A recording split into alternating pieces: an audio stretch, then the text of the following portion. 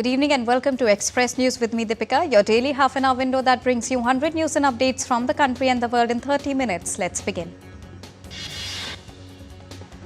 A ministerial delegation from Singapore, led by Deputy Prime Minister of Singapore, called on President Draupadi Murmu at Rashtrapati Bhavan.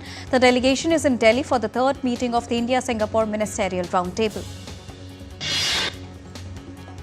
Union Home Minister Amit Shah hoisted the national flag at his official residence in Delhi under Har Ghar Tiranga campaign. The minister said on social media that campaign demonstrates 140 crore citizens of the country which are determined to develop and make the best of free India. Union Agriculture Minister Shivraj Singh Chauhan also hoisted the national flag at his official residence in New Delhi. Posting on X, Minister urged the citizens to wave the tricolour at home and celebrate the national festival. UP Chief Minister Yogi Adityanath took a selfie with the tricolour at his residence in Lucknow under Har Ghar Tiranga campaign. Gujarat Chief Minister Bhupendra Patel hoisted the tricolour at his residence in Gandhinagar under Har Ghar Tiranga campaign.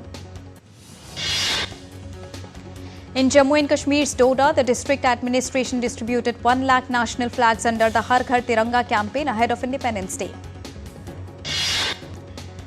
This year's special guests at Independence Day celebrations include a significant number of women panchayat leaders who have brought visible improvements in their gram panchayats. Panchayati Raj Ministry will felicitate these special guests in New Delhi tomorrow. During the program, AI-powered Sabhasar application will also be launched. To facilitate the special guests, invitees and general public to attend the Independence Day ceremony on Friday, the Delhi Metro will commence its services at 4 a.m. on all its lines from all terminal stations. The train services will be available at a frequency of 30 minutes on all the lines till 6 a.m. and thereafter regular timetable will be followed for the rest of the day. For the upcoming episode of Mann Ki Baat program scheduled for the 31st of August, citizens can submit their ideas and suggestions through toll-free number 1800 117800 or via Narendra Modi app or MyGov open forum till the 29th of August. Third India-Singapore Ministerial Roundtable was held in New Delhi on Wednesday. India's External Affairs Minister Dr. S. Jaishankar said and thanked the delegations from Singapore for their commitment to strengthen comprehensive strategic partnership between the two nations. Finance Minister Nirmala Sitharaman, IT Minister Ashwini Vaishnaw and Commerce Minister Piyush Goyal also participated in the meeting. Leaders had a productive interaction with the India-Singapore Business Roundtable delegation. India has banned the imports of jute products and ropes from Bangladesh through land routes with immediate effect from the 11th of August. A notification issued by the Directorate General of Foreign Trade on the 11th of August stated that items such as jute fabrics, twine, ropes and bags can now enter India only through the Nhava Sheva seaport in Maharashtra. At least 10 devotees died and many were injured on Wednesday after a collision between a passenger pickup vehicle and a trailer truck on the Jaipur-Bandikui Expressway took place. The tragedy happened near Bapi in Dausa city of Rajasthan. The devotees were coming from Khatu Shyamji temple in Sikar city when the accident occurred. The Indian Embassy in the United States has condemned the desecration of the main signboard of PAPS Swaminarayan Temple in Greenwood, Indiana. In a social media post, the embassy said that the Indian consulate is in touch with the community and has raised the matter with law enforcement authorities for prompt action. Chief Justice of India B.R. Gavai today said the Supreme Court will look into the issue of relocation of stray dogs in Delhi NCR. The observation came from the Apex Court after a lawyer mentioned a plea on the sterilization and vaccination of community dogs in Delhi. Indian equity indices ended higher on Wednesday. At close, the Sensex was up 304.32 points at 80,539.91. At close, the Nifty was up 131.95 points at 24,619.35. Indian rupee ended 21 paise higher at 87.49 rupees per dollar on Wednesday versus previous close of 87.7 rupees.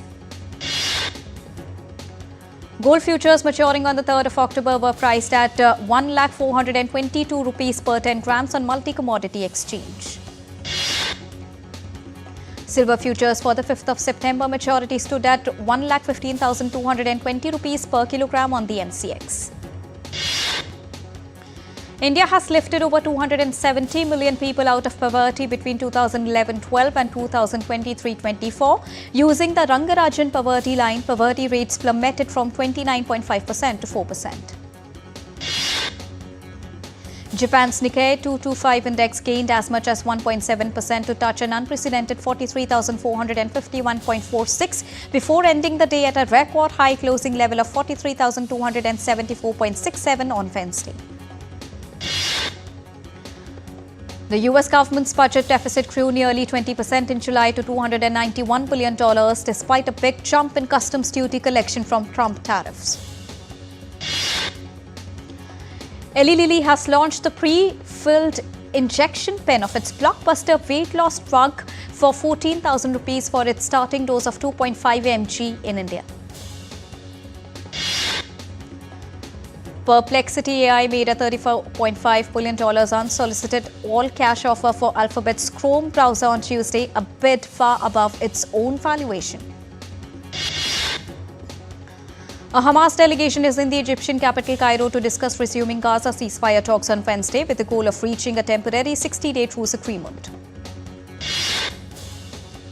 The Hamas team, led by chief negotiator Khalil Al-Haya, were invited by Egypt to discuss the latest developments in ceasefire talks and prisoner exchanges.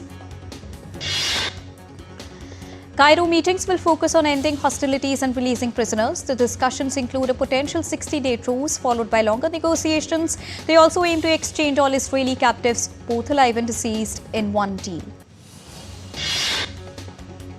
Israeli Prime Minister Benjamin Netanyahu has also hinted at a shift in ceasefire negotiations, prioritizing a comprehensive deal to release all remaining hostages held by Hamas in one go rather than phased agreements.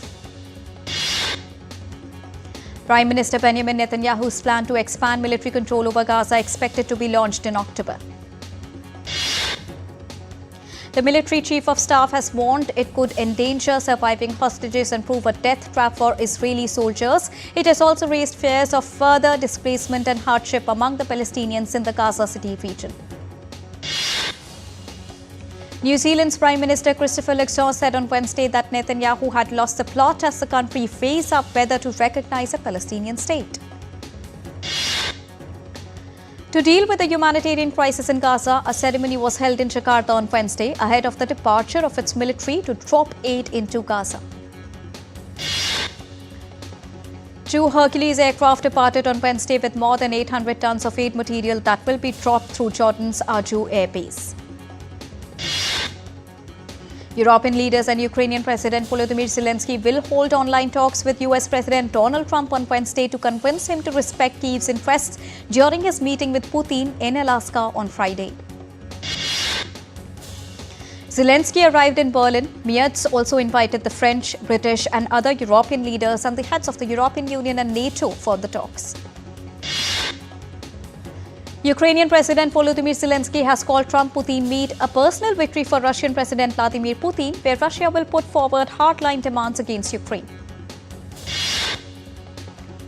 To prepare for the summit, Russian Foreign Minister Sergei Lavrov held a call with US counterpart Marco Rubio, who told a US radio show earlier that Trump did not regard the meeting as a concession to Russia.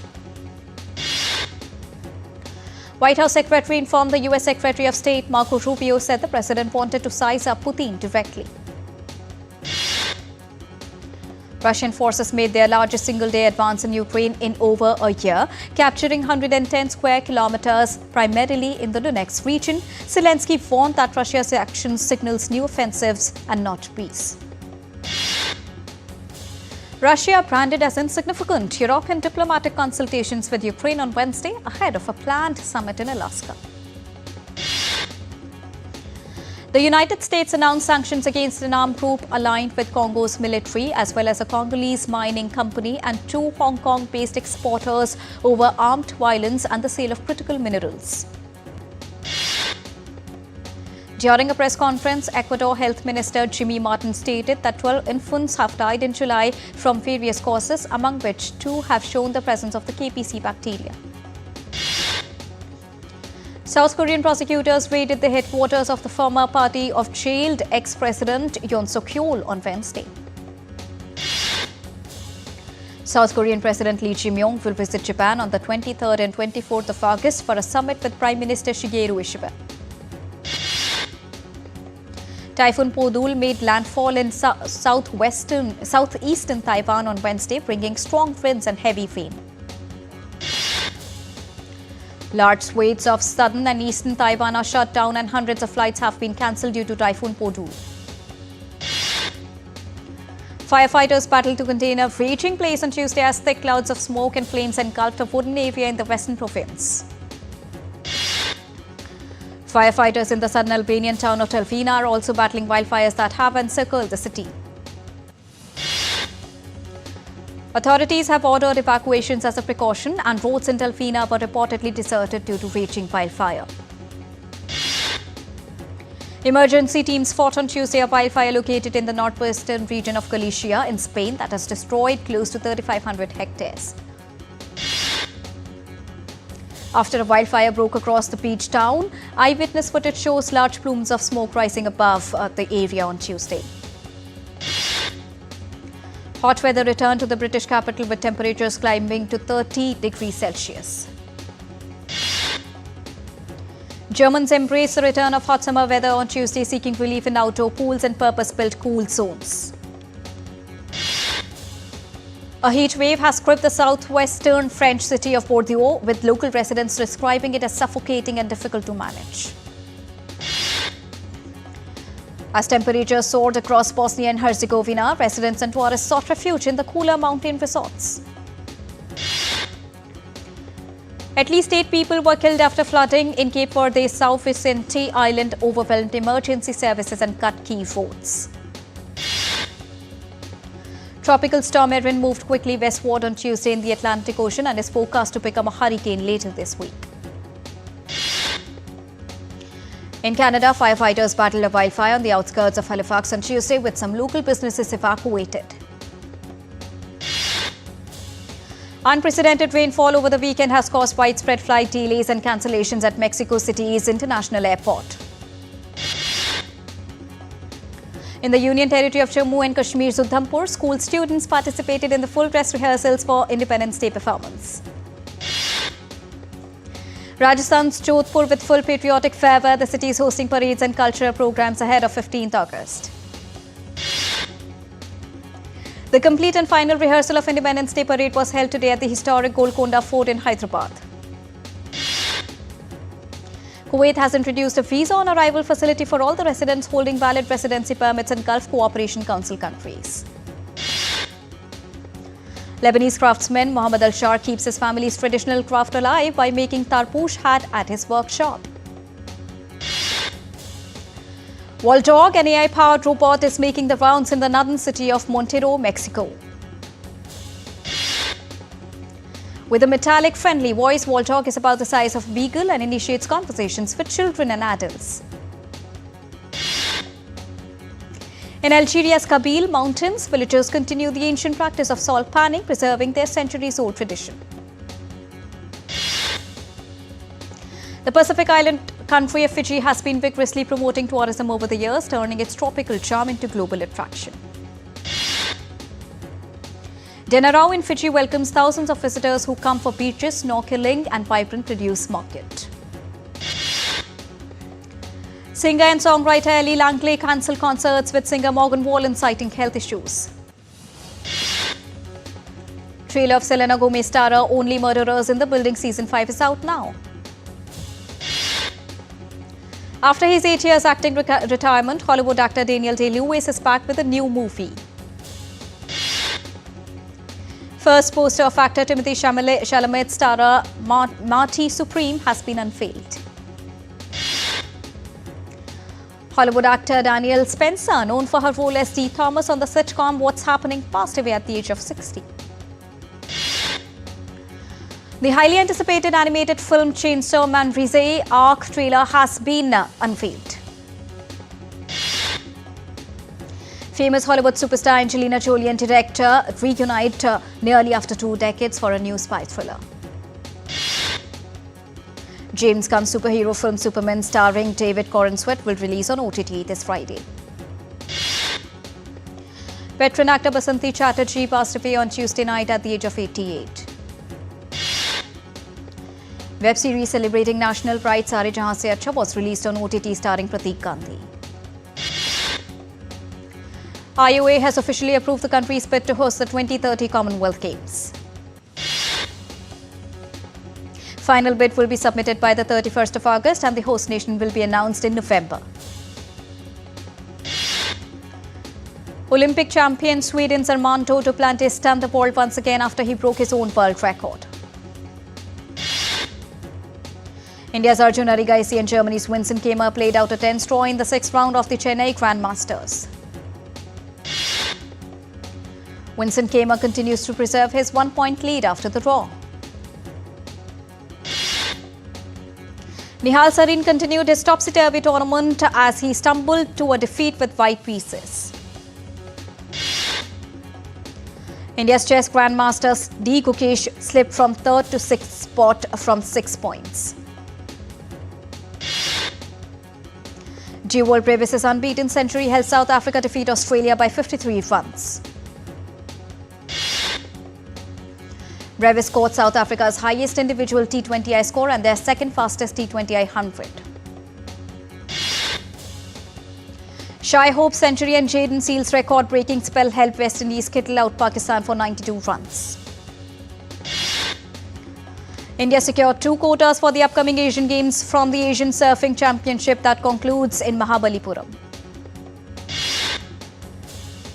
World number 2 Carlos Alcaraz defeated Serb Hamad by 6-4, 6-4. Japan's Satomi Watanabe wins gold in squash at World Games. AIFF confirmed that Khalid Jamil has signed 2-year contract with an option to extend for another year. And India's Kulveer Singh bettered his own national record in the non-Olympic event of men's 3,000-meter race event. And with this, it's a wrap here on Express News for now, but news and updates will continue here on DD India. So don't go anywhere. Keep watching and keep tracking DD India for all latest news and updates from the country and the world. Thank you so much for joining us right now. Namaskar.